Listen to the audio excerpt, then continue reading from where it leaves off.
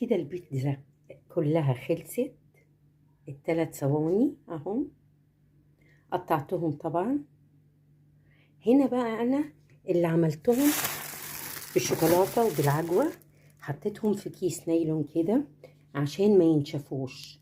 اول ما يطلعوا يبردوا شويه تحطيهم في كيس نايلون شويه كده يبردوا، وبعدين لو مش هتستعمليهم دلوقتي اربطيهم وحطيهم في الفريزر، اما تطلعيهم تسخنيهم بس بيبقوا جمال جدا واكنك عاملاهم دلوقتي. والبيتزا بتاعتنا اهي خلصت. عايزه اقول لكم الاضاءه هي اللي مش مبينه البيتزا كويس بصراحه اهي. يا رب تعجبكم.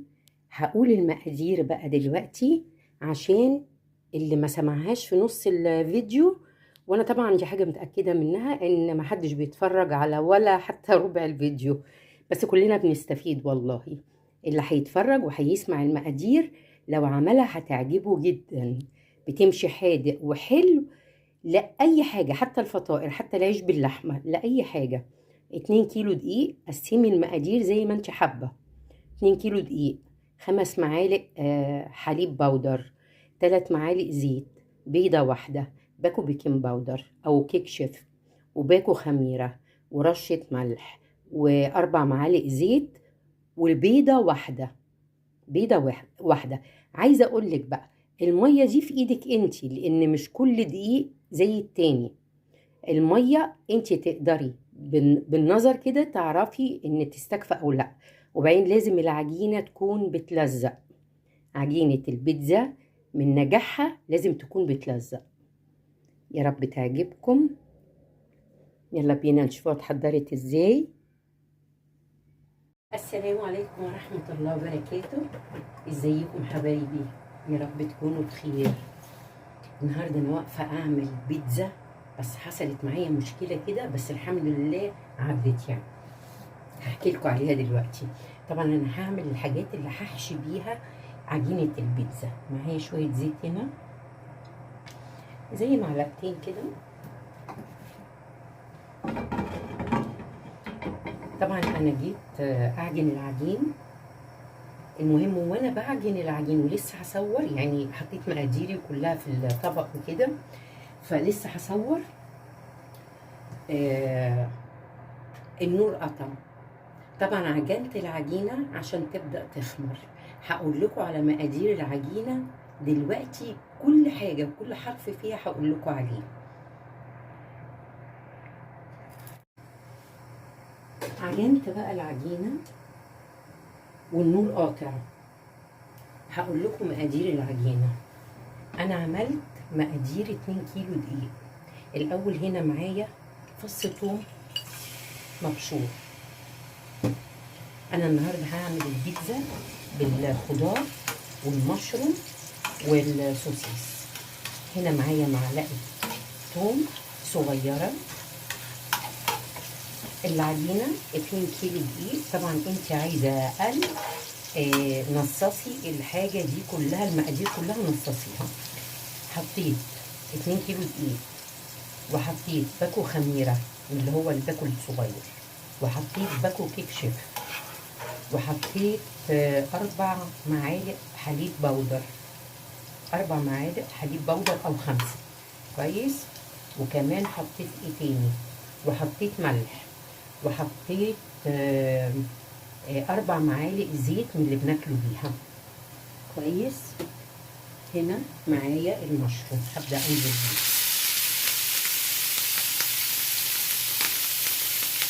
طبعا المشروم العلب ده فيه مواد حافظة، فانت لازم تغسليه كويس قوي وتصفيه. يبقى حطيت 2 كيلو دقيق، 5 معالق حليب بودر، ملح، 1 كشاف، 1 خميرة، 4 معالق زيت. عايزة تخليهم 3 ماشي، بس أنا حطيت 4 عشان يدوها لون وهي في الفرن بيبقى حلو لونها كده. ورشة الملح بتاعها كويس.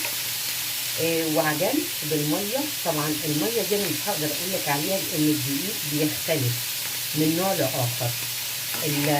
المية تنزلي بيها واحدة واحدة لحد ما تلاقي العجينه بتلزق. العجينه بتلزق في ايدك، تلميها وتحطي رشه زيت في الطبق وتحطيها تخمر. وده اللي انا عملته. هعيد لكم المقادير تاني في اول الفيديو.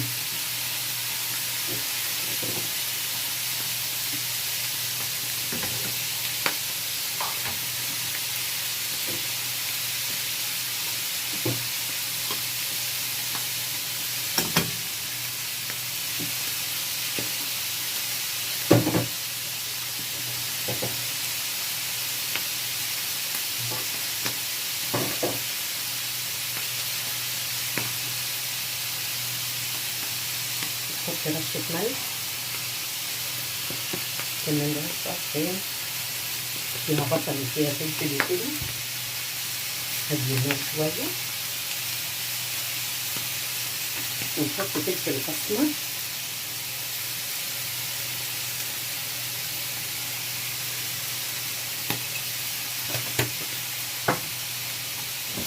على فكره البيتزا بالطريقه دي جربيها وهتعرفي ان هي فعلا تحفه. ودي بس المشروم تشويحه كده كويسه، منخلوش يعني ينشف يبقى ناشف، لا يعني تقلبتين كمان وخلاص.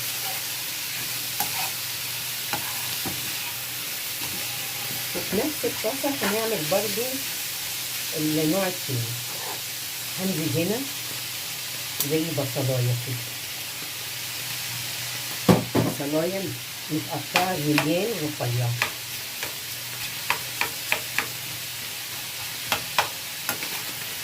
ده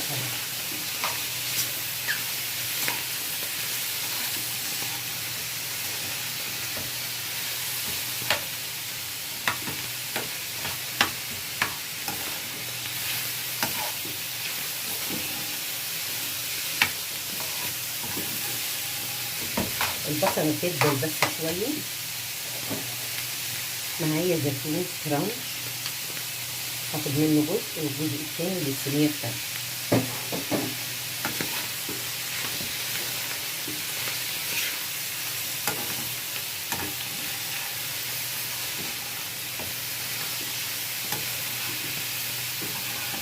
احنا مش بنسوي حاجه تسويه، لا يعني يا دوبك الحاجه تدبل، يعني البصله لسه شويه ثواني كمان.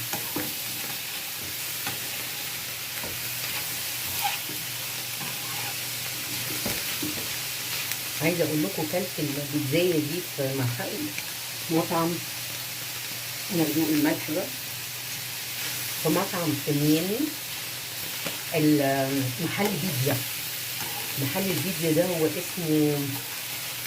اسمه بالاجنبي كده والله ما فاكره، في ميامي على البحر، بتاع البيتزا الايطالي. كان معمول بنفس الوضع، والثوم فيها ريحه الثوم فيها كانت تجنن. هنا معايا فلفل الوان،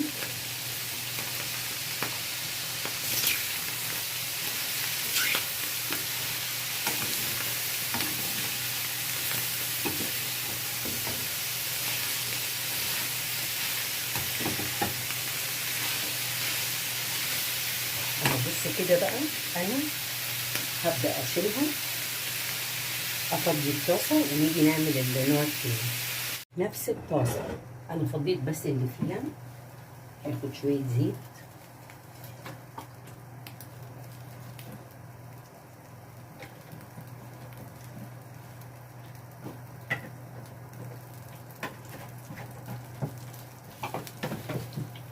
وابدا اجيب الثوم، فص ثوم مبشور برضو،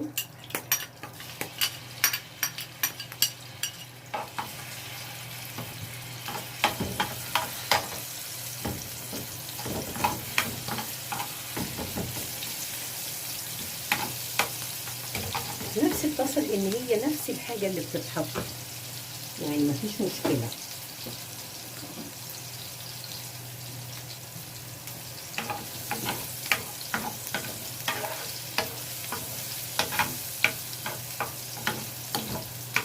المره دي بقى هنزل بنص البصلايه التاني،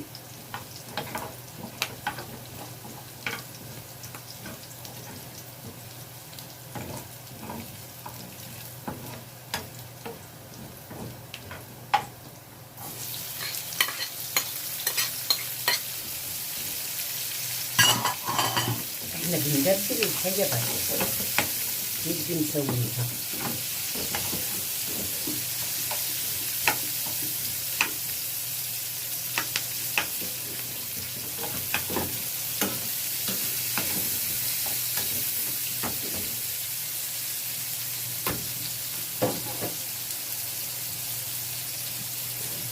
عندي سوسيس مقطعة كده، أبدأ أنزل كده.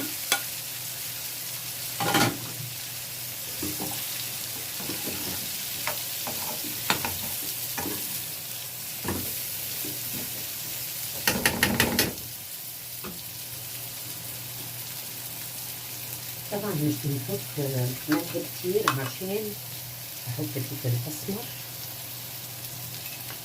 عشان الزيتون بيبقى حادق، فبحط رشة ملح مش كتير.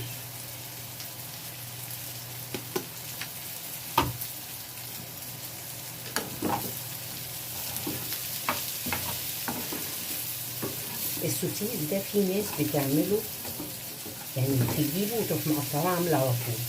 اولا هو معمول على البخار، بس برضو بيبقى في بكتيريا، في ميكروب مطرح اللي بيمسكوه سوري، مطرح اللي بيمسكوه بايديهم.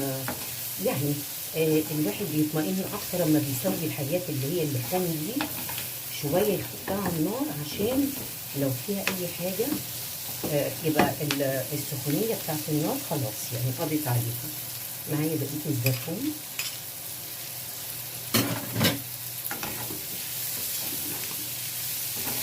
بصوا بقى، مش بسوي الحاجه ازاي، يا دوبك تقليبه.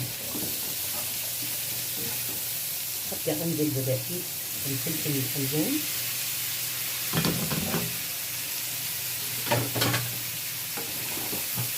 بقلب.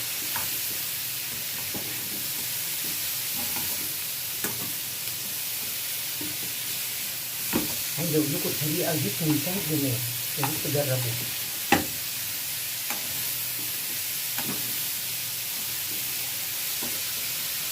وهنكفي كده طحينه، نبدا نشوف العجينه.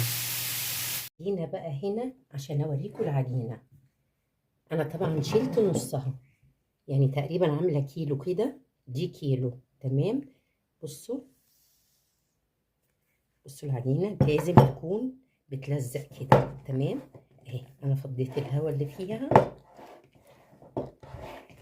عايزه اقول لكم العجينه تحفه تحفه، بس للاسف النور اما اتقطع ما صورتهاش، بس انا هعيد مقاديرها تاني. مقاديرها 2 كيلو دقيق، 5 معالق حليب بودر، باكو خميره، باكو كيك شيف او بيكنج باودر، 4 معالق زيت. الميه على حسب العجينه، ولازم تكون هي، بصوا هي بتلزق بس مش بتلزق قوي، مش عجينه سايحه اهي. يبقى كده حطينا لبن بودر، حطينا ميه، حطينا ملح، حطينا 4 معالق زيت كبار من اللي بناكلوا بيهم، حطينا 5 معالق حليب بودر تمام. كنت عامله 2 كيلو، عايزه قسمي على 3 على 2 على حسب ما انت عايزه الكميه. طيب العجينه اهي، وعملنا الخضار بتاعنا. هنا الصلصه السريعه عباره عن ايه؟ صلصه من العلب اللي احنا بنجيبوها، وكاتشب وفلفل اسمر ومعلقه زيت، واقلبهم. دي الصلصه.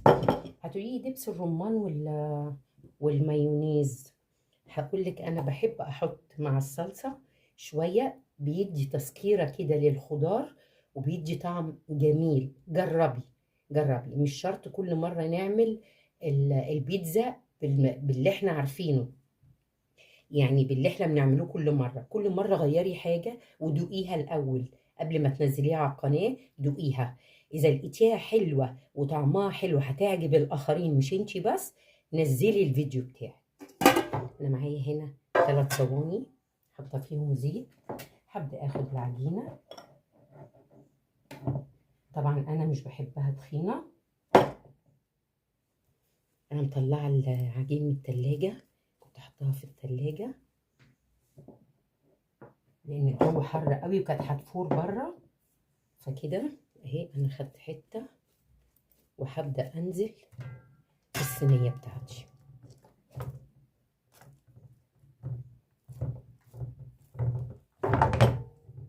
طيب انا هحط في ال3 صواني وافردهم وبعدين نشوف مع بعض.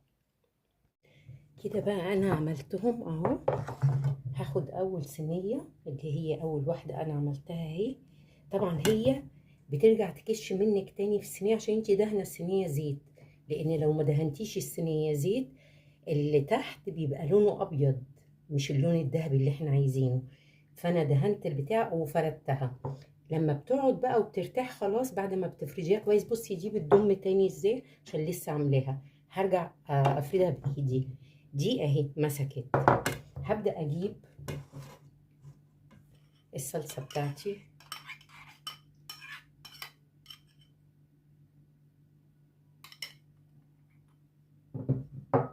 هبدأ ادهن كده. اللي نسيت اقوله لكم ان انا حطيت بيضة واحدة مع العجين، بيضة واحدة. هرجع لكم المقادير تاني في اول الفيديو عشان تعرفوا. العجينة دي مش بس للبيتزا، حلو وحادق وكل حاجة، داخلها بيض وداخلها حليب بودر كتير، فبتستعمليها في الحلو وفي الحادق. وانا دلوقتي هعمل منها حلو برضو. تمام. هنا معايا زعتر،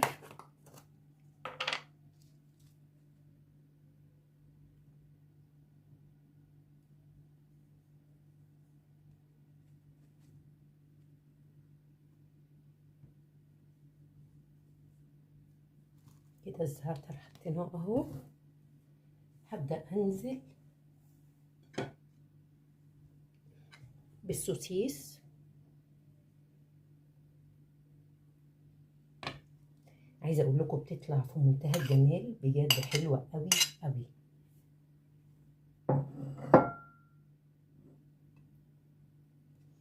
تبدأي بقى تفردي كده بايدك اهو.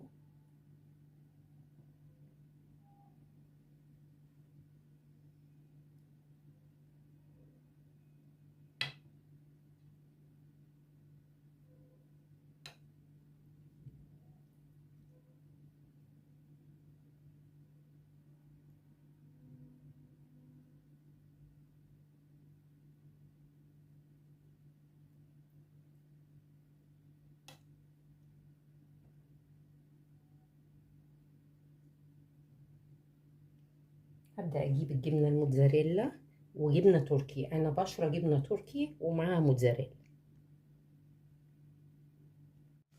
جبت بقى الجبنه التركي والجبنه الموتزاريلا. دي جبنه تركي انا بشرها.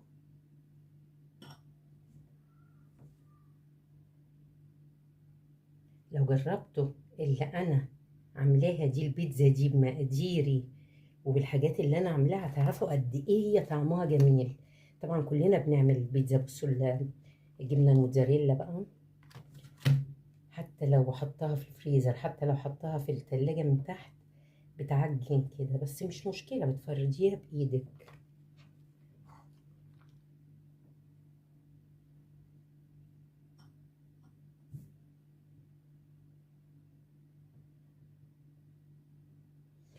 أنا مش بدخلهم على طول الفرن، بسيبهم يرتاحوا. العجينة لازم ترتاح شوية كمان وبعدين تبدأي تدخليها الفرن. بتشغلي الفرن بتاعك على أعلى درجة حرارة عشان البيتزا تطلع طرية. تعمليه على أعلى درجة حرارة والشبكة في الرف الوسطاني.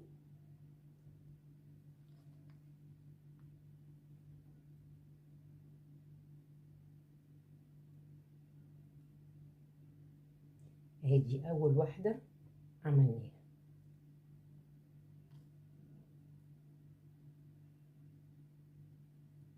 نبدأ نشيلها ونشتغل في التانية.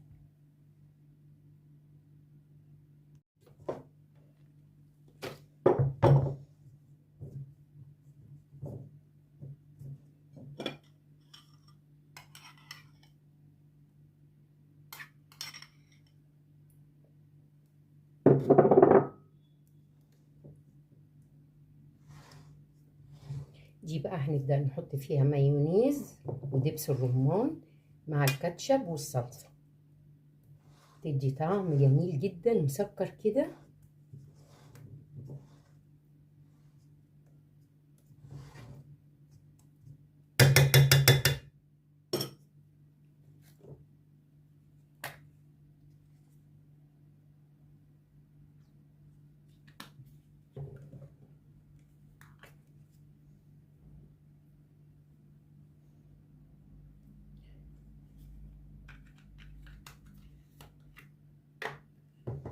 لسه ما اتفتحتش،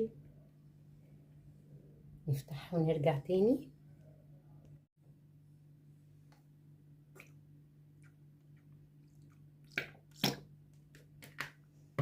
هي كده، ونبدأ نقلب كله مع بعض.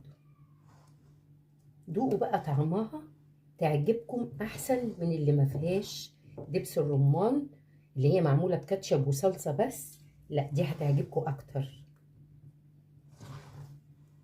باين جربي يعني، مش كل مرة نعملوها زي ما بنعملوها، لا غيري وجربي، جربي ودوقي وبعد كده اشتغلي ونزلي على القناة. نبدأ ننزل بشوية الزعتر،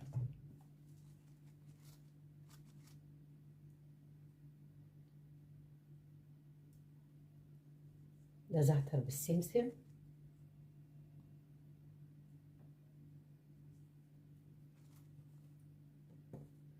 أبدأ أنزل بقى بالخضار بتاعي،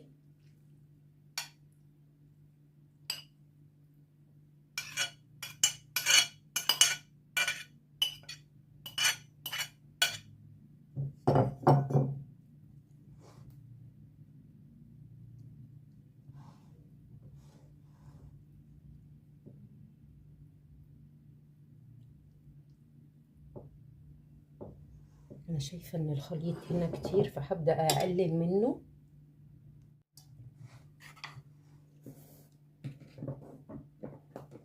كده أنا عملت الاتنين أهو بالمشروم. هبدأ أنزل بالجبنة التركي،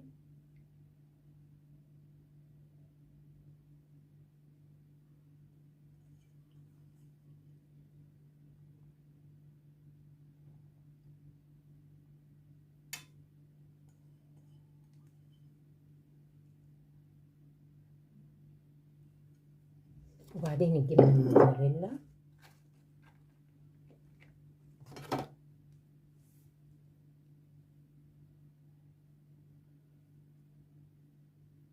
وزي ما قلت لكم انا لسه ما شغلتش الفرن. ليه بقى؟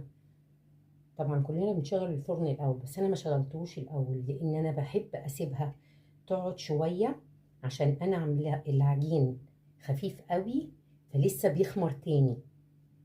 يعني انا عاملاها رفيعه قوي، فالعجينه لما بتقعد في الصواني ترتاح شويه كمان بتخمر تاني وبتعلى. فعشان كده تقللي عجينتك في الاول، لان هي لما هتقعد هتبدأ تعلى تاني.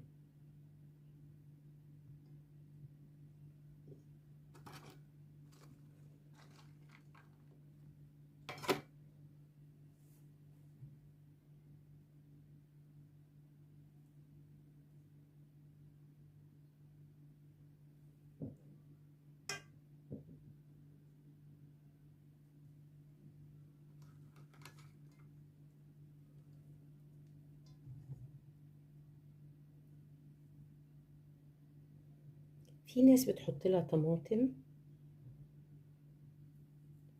ممكن تحطي طماطم، بس انا بصراحة مش بحبها. ليه بقى؟ عشان لو اتفضل من البيتزا وقعدت، تعرفين الطماطم بتحمض في الحر ده، بيبقى طعمها مش حلو.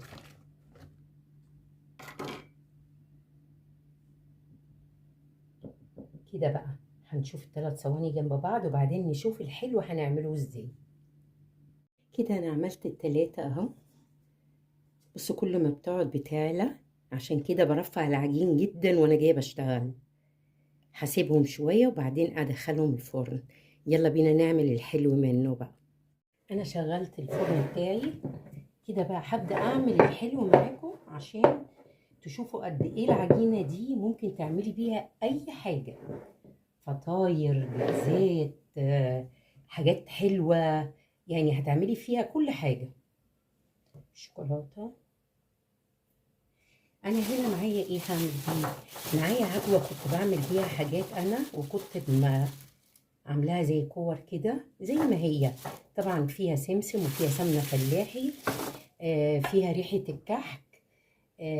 هنا معايا شوكولاتة خام مسيحاها بكريمة لباني وكريم شانتيه، كنت بعمل بيها تورته وكان فاضل عندي في الفريزر، فطلعت اعمل الحلو منهم. ودي قرفة، انا بحب القرفة جدا في الحاجة بتاعتي. كده نعمله بقى فطاير حلوة كده صغننة.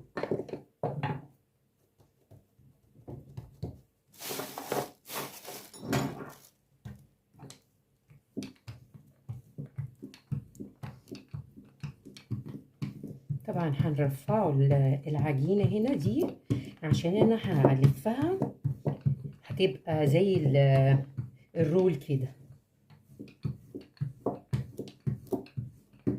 فمش عايزين العجينة تبقى تخينة.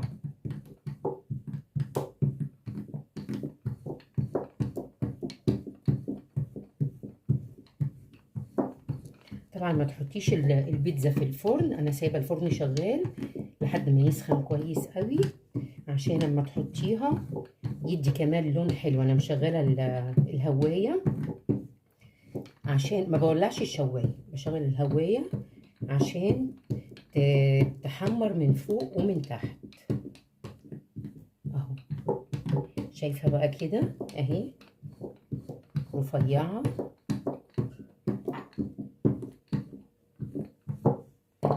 هبدا انزل بالشوكولاته.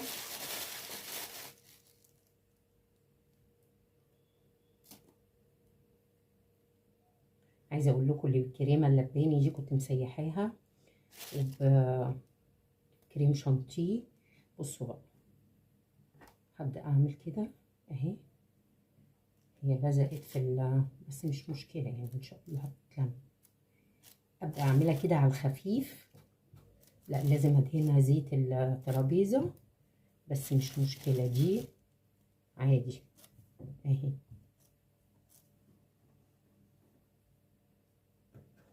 وابدا الفها كده اهي واقفلها من الجناب. انا هجيب زيت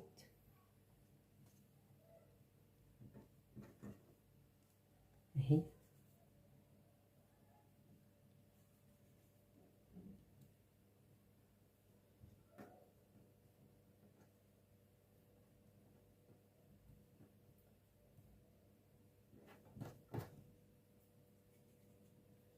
بصي اهي بتبقى بالشكل ده اهي.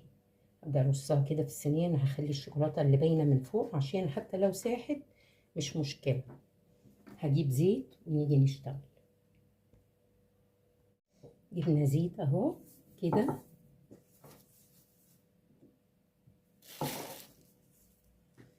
نبدأ ناخد حتة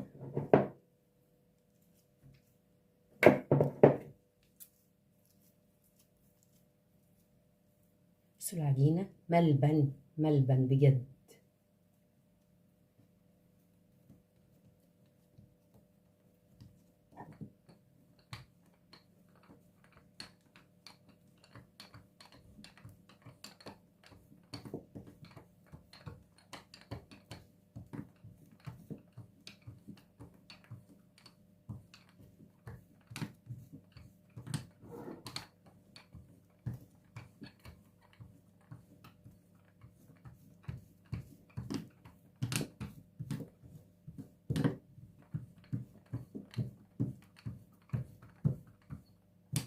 دي مع كوباية شاي كده ممكن تاخديها فطار، عشاء.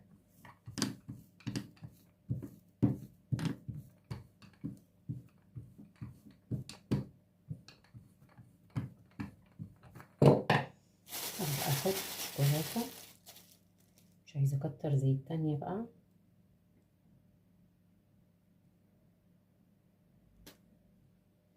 وابدأ احط قرفة على فكرة أنا من عشاق القرفة على الشوكولاتة كده. وبعدين تبدأي تلفيها رول اهو، تقفلي من الجناب كويس وتبدأي تلفيها كده.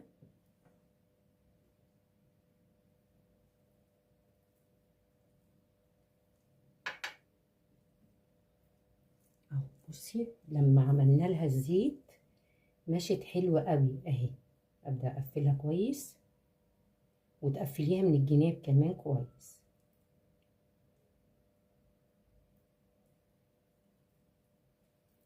ما نضغطش عليها قوي عشان ايه تبقى مورقة من جوه اهي. هبدأ بقى اشتغل اخلصهم ونرجع مع بعض. كده انا خلصت الرولات اهو، طلعوا 2 4 6 8 بالعجوة وبالشوكولاتة وبالكريمة اللباني وبالقرفة اللي بالعجوة اهم. طبعا دول هيتسابوا شوية عشان هيرتاحوا، لسه هيخمروا اكتر من كده. انا طبعا مشغلة الفرن على البيتزا تخلص ونشوفها مع بعض. كده انا طلعت اول واحدة. بصوا اللون بتاع الحروف بتاعتها، اللون الذهبي الجميل. وبصوا علت شوية ازاي. طبعا ده مش عجين اللي على الجبنات بقى والحاجات اللي كانت فيها. بصوا الشكل بجد حلو قوي. وانا مش عارفة الاضاءة هي، يعني الاضاءة هي اللي مش مبيناها، هي لونها فاتح وجميل اهي.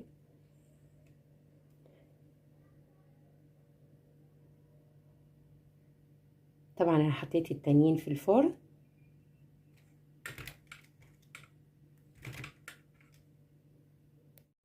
انا قطعت حتة اهي، وطبعا بغطيها. بصوا طرية قد ايه.